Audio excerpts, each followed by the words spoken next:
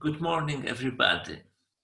I greet all my friends from Krakow on this fifth Sunday of the Lent.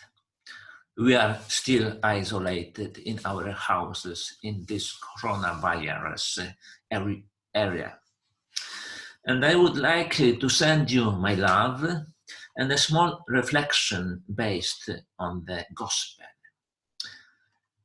We are 14 days before Christ's resurrection. This the most important event in the human history, Christ's resurrection. And 14 days before, we are today reading the Gospel of Lazarus rising. We have to stress that it wasn't a resurrection. Lazarus rising wasn't the resurrection.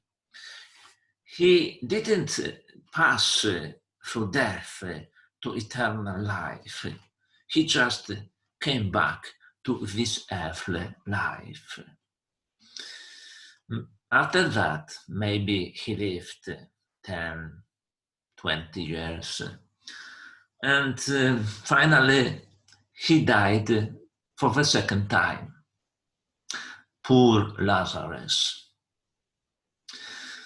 On the first time, he was almost in heaven. He was at the gate of eternal kingdom of the Father. Maybe he saw Abraham, Isaac, Moses. He was so happy. And suddenly somebody shouted on him, "Come back! Lazarus, here, come out." And he was forced to go back to Bethany. Certainly, he was very sad. But what does it mean for us? Of course, it means, first of all, that Jesus is our resurrection. I am the resurrection. If anyone believes in me, even though he dies, he will live, says Jesus to us. So he is our resurrection.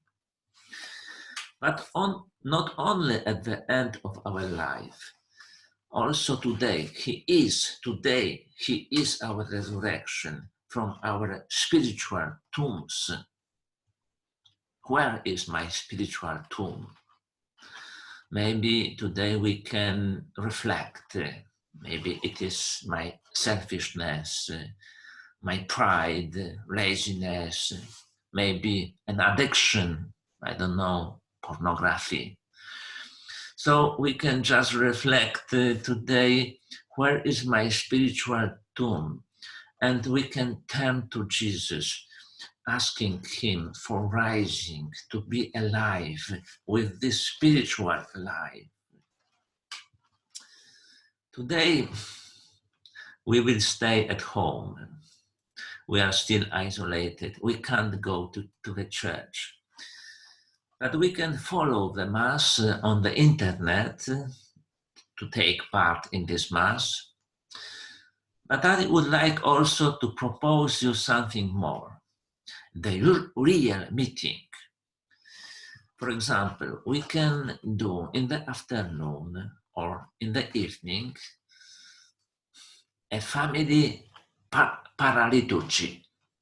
For example, we can find half an hour and come together with all family, just sit down around an icon or the Bible, and to read today's readings. We can find them on the internet.